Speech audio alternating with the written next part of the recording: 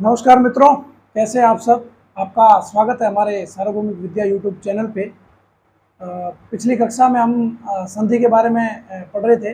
आपसे निवेदन रहेगा कि यदि आप हमारे इस चैनल पे पहली बार विजिट कर रहे हैं तो इस चैनल को ज़रूर सब्सक्राइब करें, बेल आइकन दबाएं और आपसे ये भी निवेदन रहेगा कि अपने मित्रों के साथ इसे शेयर जरूर करें ताकि हमें थोड़ा प्रोत्साहन मिल सके। तो हम बात कर रहे थे, पिछली कक्षा में हमने संधि टॉपिक हम देख रहे थे।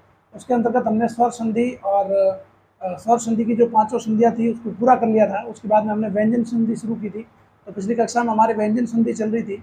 व्यंजन जो संधि है उसको वैसे तो उसमें 12-13 नियम होते हैं। उन नियमों को मैंने मेरे हिसाब से अलग अलग वर्गीकरण किया है ताकि आपको आसानी के साथ में समझ में आ सके। तो इसके लिए हमने व्यंजन संधि को 5 भागों में बांटा था। 5 में से उसकी जो 3 वर्गीकरण है वो हम पढ़ चुके हैं। पहला जो हमारा वर्गीकरण था वो वर्ग के जो प्रथम वर्ग का जो प्रथम वर्ण होता है उसके हिसाब से था। क, ट, च, ये जो पहले वर्ण होते हैं उसके हिसाब से हमने उसके 2 नियम देखे। उसके बाद में हमने स्वर से संबंधित 3 नियम देखे और उसके बाद में हमने त वर्ण से संबंधित 4 नियम, यानी ये पिछली 2 कक्षाओं में व्यंजन संधि के बारे में जो 3 वर्गीकरण हमने कर रखे थे वो हम देख चुके हैं। आज हम चौथा वर्गीकरण देखने जा रहे हैं, वो है पंचम वर्ण से संबंधित। पंचम वर्ण से संबंधित नियम है व्यंजन संधि की। कितने नियम है? टोटल 3 नियम है। कितने नियमों पर चर्चा करेंगे हम? 3 नियम है। तो पंचम वर्ण में आप सब समझते हो कि हमारे जो स्पर्श व्यंजन है वो 25 है। स्पर्श व्यंजन में प्रत्येक में 5-5 का एक वर्ग है। जो 5वां वर्ण होता है प्रत्येक वर्ग का उसे पंचम वर्ण कहते हैं। तो यहाँ हम पहला नियम लेने जा रहे हैं म एक पंचम वर्ण है। तो म से संबंधित ये नियम है। तो ये जो नियम है इसके अंतर्गत प्लस के इस तरफ में जो पहला वर्ण होगा, प्लस के इस तरफ संधि में जो उसका शब्द का जो अंतिम वर्ण होगा वो क्या होगा? म। क्या होगा? म। और म के साथ में स्पर्श व्यंजन, स्पर्श व्यंजन के बारे में आप सब जानते हैं। त से लगा करके म तक के जो वर्ण होते हैं वो क्या कहलाते हैं? स्पर्श व्यंजन। तो स्पर्श व्यंजन का मिलन होगा। स्पर्श व्यंजन से मतलब यहाँ स्पर्श जो आपके पंचम वर्ण है उसके अलावा बाकी वाले जो 5 वर्ण है उनको आप निकाल लो। पीछे 20 वर्ण बचते हैं। उन 20 वर्णों में से कोई भी वर्ण यहाँ आ सकता है। तो यदि म के बाद में स्पर्श व्यंजन का कोई भी वर्ण आता है तो क्या हो जाएगा? इस नियम के अंतर्गत म के स्थान पर संबंधित स्पर्श व्यंजन का पंचम वर्ण आएगा। यानी म अपनी जगह से हट जाएगा, जो म दे रखा है वो हट जाएगा और म के स्थान पर क्या आ जाएगा? जो स्पर्श व्यंजन यहाँ आएगा, चाहे क आ जाए तो क का पंचम वर्ण क्या होता है? ड़। यदि च आ जाता है, छ आ जाता है, ज आ जाता है तो उसका पंचम वर्ण क्या है? ञ। और ट ठ ड ढ में ट ठ ड ढ में से कोई भी वर्ण आएगा तो ण। इस तरीके से जो भी यहाँ पे व्यंजन आएगा उस व्यंजन का जो 5वां वर्ण होता है स्पर्श व्यंजन का वो म के स्थान पर आ जाएगा। सिंपल सा सरल सा नियम है, ज्यादा कोई कठिन नहीं है इसमें। तो यहाँ हम देख लेते हैं, कुछ उदाहरण मैंने नीचे दे रखे हैं आपको समझने के लिए।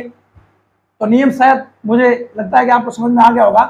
प्लस के इस तरफ म होगा और इस तरफ स्पर्श व्यंजन का कोई भी वर्ण हो सकता है और जब वो स्पर्श व्यंजन का वर्ण आएगा तो म के स्थान पर ये जो स्पर्श व्यंजन जो भी आएगा इसका पंचम वर्ण आ जाएगा। एक उदाहरण समझते हैं, आसानी से समझ में आ जाएगा। पहला उदाहरण हमने लिया यहाँ सम प्लस कर। क्या लिया है? सम प्लस कर। तो आपको पता है कि यहाँ क्या आ रहा है? म आ रहा है। म के बाद में यहाँ एक स्पर्श व्यंजन आ रहा है, क स्पर्श व्यंजन है, पहला व्यंजन है, आपको पता है। तो म के बाद में जब क आ रहा है तो हमें पता है कि क का पंचम वर्ण क्या होता है? ड़। क्या होता है? ड़। तो यहाँ जब इनको मिलाएंगे तो नियम के अंतर्गत म हट जाएगा, स का स आ गया और ये जो क है इसका पंचम वर्ण म के स्थान पर आएगा यानी कि ड़ और उसके बाद कर का कर। तो ये हो गया संकर। क्या हो गया? संकर, है ना। न की ध्वनि, इसको ऐसे भी लिखते हैं हम लोग संकर, लेकिन शुद्ध रूप से ये ऐसा लिखा जाना चाहिए। वैसे इसको अनुस्वार लगा करके भी हम लिखते हैं लेकिन शुद्ध रूप से ऐसे लिखा जाना चाहिए। उसके बाद में अगला उदाहरण हमने लिया सम प्लस चालन। क्या लिया है? सम प्लस चालन। तो यहाँ म आ रखा है, यहाँ च आ रखा है, तो हमें कुछ भी नहीं करना है, इस म को हटा देना है और यहाँ च का जो पंचम वर्ण है उसको लगा दिया ना। तो च का पंचम वर्ण हमें पता है क्या होता है? ञ। क्या होता है? ञ। तो यहाँ होगा, जब इसको जोड़ेंगे तो ये हो जाएगा संचालन। क्या हो जाएगा? संचालन। तो ये न आधा यहाँ पे आ जाएगा। इसको वैसे अगर आप इसे हटा करके या अनुस्वार लगाते हैं तो वैसे भी आप इसको लिख सकते हैं। उसके बाद में अगला उदाहरण लिया किम प्लस चित। तो यहाँ म आ गया, यहाँ च आ गया, इसका मतलब म हट जाएगा और च का जो 5वां वर्ण है वो आ जाएगा। च का 5वां वर्ण न्य होता है तो ये हो गया किंचित। क्या हो गया? किंचित। ये मैंने यहाँ और भी बताया कि इसको इस तरीके से भी लिखा जा सकता है, यानी यहाँ पर अनुस्वार लगा करके किंचित लिखा जा सकता है। उसके बाद सम प्लस कलन। सम प्लस कलन। तो यहाँ म आ गया, यहाँ क आ गया, तो क की जगह क्या हो जाएगा? ड। तो ये हो गया संकलन। क्या हो गया? संकलन। तो इसको संकलन को ऐसे भी लिखा जा सकता है। अगला है सम प्लस तोष। सम प्लस तो यहाँ म आ गया, म के बाद में त आ रहा है, तो हमें पता है कि त का जो पंचम वर्ण है वो क्या होता है, न। क्या होता है, न। तो म हट जाएगा, म की जगह आधा न आ जाएगा। क्या आ जाएगा, अगर म व्यंजन के रूप में आधा है तो न भी क्या आएगा, आधा आएगा। तो यहाँ म आ गया, तो उसके बाद त दे रखा है, तो त का पंचम वर्ण न होता है, तो ये संतोष हो जाएगा। उसके बाद भयम प्लस कर, तो यहाँ म है, यहाँ क है, तो ड हो जाएगा भयंकर। क्या हो जाएगा, भयंकर। इसको ऐसे भी लिखा जा सकता है, बिंदी लगाकर इसके ऊपर लिखा जा सकता है। तीर्थम प्लस कर, तीर्थम प्लस कर, तो यहाँ म आ गया, म के बाद में क आ रहा है, तो आप इस म को, ये जो म है, म की जगह पे आप का जो पंचम वर्ण है वो यूज कर सकते हैं, तो ये हो जाएगा तीर्थंकर। क्या हो जाएगा, तीर्थंकर। उसके बाद दम प्लस ड, तो यहाँ म दे रखा है, हाँ यहाँ म दे रखा है, तो दम प्लस क। उसके बाद में क्या आ रहा है, ड, तो यहाँ म आ गया, तो म आने के बाद में जब ड आ गया तो इसका क्या हो जाएगा, दंड। क्या हो जाएगा, दंड, क्योंकि म के बाद में क्या आ रहा है, ड आ रहा है, तो ड का जो पंचम वर्ण होता है वो अणा होता है, तो आधा अणा आ जाएगा। सब दंड या दंड को आप ऐसे भी लिख सकते हैं। अगला जो दूसरा नियम है वो बिल्कुल इससे मिलता जुलता है, आप कोई ज्यादा इसमें टफ नहीं, केवल मैंने इनको दो नियमों में बांट रखा है। तो पहला नियम तो ये कहता है कि म के बाद में स्पर्श व्यंजन, स्पर्श व्यंजन 25 होते हैं। पहला नियम स्पर्श व्यंजन का हो गया। दूसरा नियम क्या हो जाएगा, दूसरा जो नियम है उसके अंतर्गत ये यहाँ हमने स्पर्श व्यंजन तक के ले लिया। अब उसके बाद में क्या आता है, म के बाद में य र ल व स स ह छ त्र ग, जितना भी वर्ण वाला बाकी वाले अक्षर बच जाते हैं वो इस नियम के अंतर्गत आ जाते हैं। म के बाद में य र ल व स स ह छ त्र ग, ये जो इतने वर्ण बचे हुए, 4 और 4 8 और 3 11 वर्ण बचे हुए हैं। ये 11 वर्ण यानी जो स्पर्श व्यंजन है उसके अलावा बाकी वाले जितने भी वर्णमाला के अंतर्गत वर्ण है, स्वर नहीं, केवल व्यंजन की बात हो रही है यहाँ, तो जितने भी व्यंजन है वो व्यंजन आते हैं तो म के स्थान पर अनुस्वार आ जाएगा। म के स्थान पर क्या आ जाएगा, अनुस्वार, यानी कि बिंदी लग जाएगी। तो यहाँ कुछ उदाहरण के माध्यम से समझ सकते हैं। सम प्लस योग, क्या दे रखा है, सम प्लस योग, तो सम प्लस योग दे रखा है, तो यहाँ म दे रखा है, म के बाद में ये आ गया, तो ये सीधा सा नियम है, म के स्थान पर बिंदी, और कुछ भी नहीं करना है आपको, स के ऊपर बिंदी लगा देनी है। संयोग, क्या हो गया, संयोग। सम प्लस लगन, म हट जाएगा और ये स के ऊपर क्या लग जाएगी, बिंदी, तो संलग्न। सम प्लस सार क्या हो जाएगा, संसार। क्या हो जाएगा, संसार, तो ये म हट जाएगा, म की जगह क्या लग जाएगा, अनुस्वार लग जाएगा। सम प्लस वाद, म हट जाएगा, म की जगह क्या लग जाएगा, अनुस्वार लग जाएगा, शब्द हो जाएगा संवाद। क्या हो जाएगा, संवाद। सम प्लस ज्ञान, संज्ञान, क्या हो जाएगा, संज्ञान। और सम प्लस रक्षक, शब्द हो जाएगा संरक्षक। तो इस तरीके से ये दो नियम थे, इसको आप लिखना चाहें तो लिख लें। तीसरा नियम चर्चा करते हैं हम।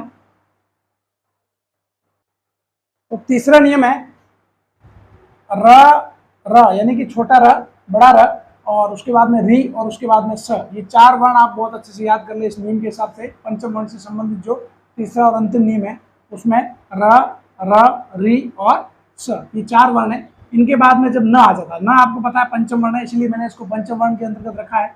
तो र, र, री और स के बाद में जब न आ जाता है तो न के स्थान पर ण हो जाता है। ण भी क्या है, पंचम वर्ण है, इसलिए मैंने इसको पंचम वर्ण के वर्गीकरण में लिया है। तो न के स्थान पर क्या हो जाता है, ण, यानी कि प्लस के इस तरफ तो क्या होना चाहिए, न, और उस तरफ र, र, री और स। यदि शब्द में 1 नंबर पे, 2 नंबर पे कहीं भी लिखा हुआ है, इसमें ऐसा नहीं है कि जैसे प्लस ये जो शब्द जहाँ खत्म होगा उसका अंतिम अक्षर होगा वहां हो, ऐसा जरूरी नहीं है। कभी कभी इसमें ये होता है कि पहला अंतिम अक्षर कुछ और दे रखा होता है, उससे पहले वाले अक्षर में र दे रखा होता है या री या स दे रखा होता है, और ये जो न है ये हो सकता है पहले अक्षर में ना होकर के दूसरे अक्षर में इधर भी दे रखा हो। तो कुल मिला के ये है कि इधर वाले शब्द में र, र, री, स होना चाहिए आगे पीछे, और इसमें भी आगे पीछे क्या होना चाहिए, न होना चाहिए। तो न के स्थान पर केवल बदलाव किसमें होगा, न केवल न में बदलेगा, और शब्द में किसी प्रकार का कोई बदलाव नहीं होगा। उदाहरण देख लेते हैं, अच्छे से समझ में आ जाएगा। जैसे यहाँ शब्द दे रखा है निर प्लस ने, क्या दे रखा है, निर प्लस ने, तो यहाँ र आ गया, र के बाद में यहाँ क्या आ रहा है, न। हमारा नियम कहता है कि न से पहले यदि र आ जाता है तो न किस में बदल जाता है, न में, और किसी प्रकार का कोई बदलाव नहीं है। तो ये न में बदल जाएगा, शब्द हो गया निर्णय। क्या हो गया, निर्णय। एक और उदाहरण देखें आप, प्र प्लस यान, क्या दे रखा है, प्र प्लस यान। आपसे ऐसा भी पूछा जा सकता है कि निर्णय शब्द का संधि विच्छेद करें, तब आपको ध्यान में होना चाहिए यहाँ कौन सा नियम लग रहा है व्यंजन संधि का। यदि आपको व्यंजन संधि ध्यान में है तभी आप इसका सही कर पाएंगे, नहीं तो आप इसमें अटके रहेंगे कि निर प्लस ऋणय होगा।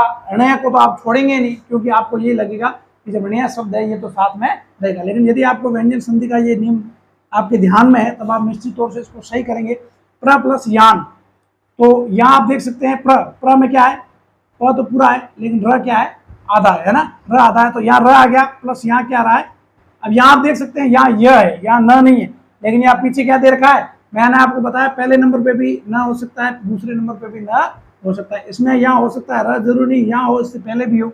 तो ये थोड़ा बाकी वाले जितने भी अपन ने नियम पढ़े उसमें प्लस के इस तरफ वाला अक्षर और अंतिम अक्षर और इसे इधर वाला जो शब्द होता है उसका पहला शब्द होता है, उनका ही मेल होता है, लेकिन यहाँ थोड़ा अलग है। तो प्र प्लस यान, तो यहाँ आप देख सकते हैं इस पद में न है और यहाँ र आ रहा है आधा, तो इसका मतलब क्या हो जाएगा, ये जो र न है वो किसमें बदल जाएगा, न में। तो शब्द हो गया प्रयाण, क्या हो गया, प्रयाण।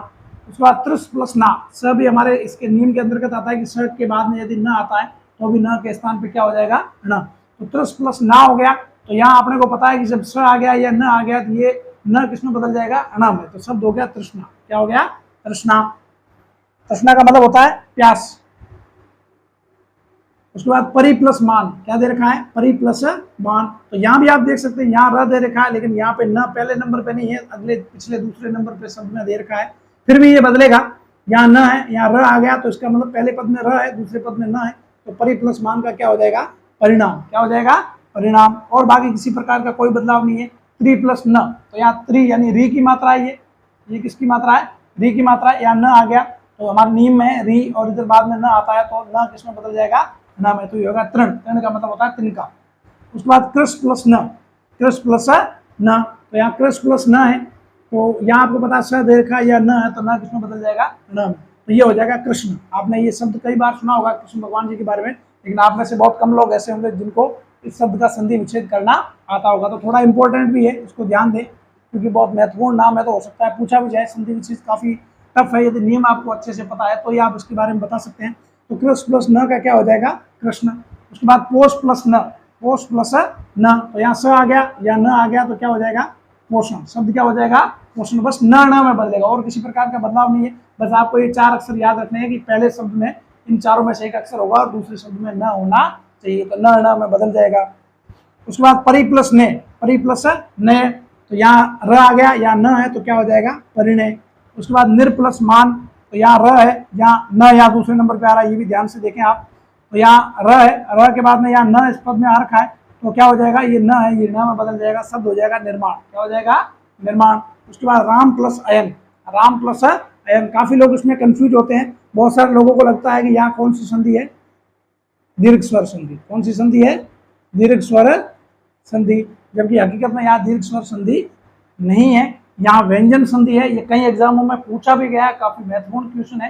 रामायण अपने आप में अपने नाम के हिसाब से बहुत प्रसिद्ध भी है, धार्मिक ग्रंथ है, तो उसके हिसाब से ये काफी प्रसिद्ध क्वेश्चन है, कई परीक्षा में पूछा जा चुका है। आप भी इस पर थोड़ा ध्यान दें। राम प्लस अयन, तो यहाँ म दे रखा है और यहाँ क्या दे रखा है, न यहाँ दे रखा है। कहाँ दे रखा है, यहाँ न दे रखा है, तो थोड़ा ये हमारा, इसको आप अपवाद भी कह सकते हो, क्योंकि इसमें कहीं भी न शब्द नहीं आ रहा है, फिर भी ये इसी नियम के अंतर्गत माना जाता है। तो राम प्लस अयन का क्या हो जाएगा, रामायण। तो ये इस तरीके से हमारी जो व्यंजन संधि थी उसमें हमारे वर्गीकरण के अनुसार सबसे पहला हमारा जो वर्गीकरण था उसमें हमने 2 नियम पढ़े। उसके बाद दूसरा जो वर्गीकरण था उसमें हमने 3 नियम पढ़े स्वरों से संबंधित। तीसरा जो वर्गीकरण था त वर्ण से संबंधित, उसमें हमने 4 नियम पढ़े। तो 4 और 3 7, 7 और 2 9, 9 और 3 नियम हमने इसमें पढ़ लिए, पंचम वर्ण से संबंधित नियम। तो 12 नियम हम पढ़ चुके हैं, मात्र एक नियम हमें पढ़ना है। इसको आप लिखना चाहें तो लिख दें, मैं इसको मिटा रहा हूं। तो 5वां और अंतिम वर्गीकरण कुछ इस तरीके से है, सम उपसर्ग से संबंधित नियम। मात्र एक नियम है, 12 नियम हम पढ़ चुके हैं, ये 13वां नियम है। सम उपसर्ग से संबंधित नियम केवल एक नियम है, बिल्कुल सरल सा नियम है, कुछ ज्यादा कठिन नहीं है।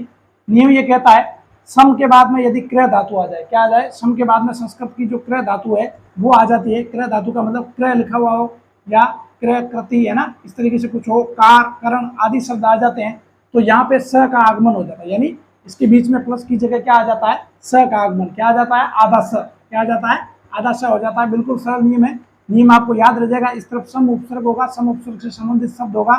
तो उदाहरण के तौर पे हम देख सकते हैं, नियम मुझे लगता है आपको समझ में आ गया होगा। सम प्लस क्र धातु, क्र का मतलब कार करण क्र कर ऐसे शब्द आते हैं, तो उसकी जगह क्या हो जाता है, यहाँ पे स का आगमन हो जाता है। क्या हो जाएगा, स का आगमन हो जाएगा, बाकी शब्द में किसी प्रकार का कोई बदलाव नहीं होगा। यहाँ जैसे शब्द दे रखा है सम प्लस कृत, क्या दे रखा है, सम प्लस कृत, तो यहाँ आप देख सकते हैं कृत यानी क्र धातु आ गया है, और यहाँ म दे रखा है, तो नियम ये कहता है कि किसका आगमन हो जाएगा, स का। तो और हमने किसी प्रकार का कोई बदलाव नहीं किया है।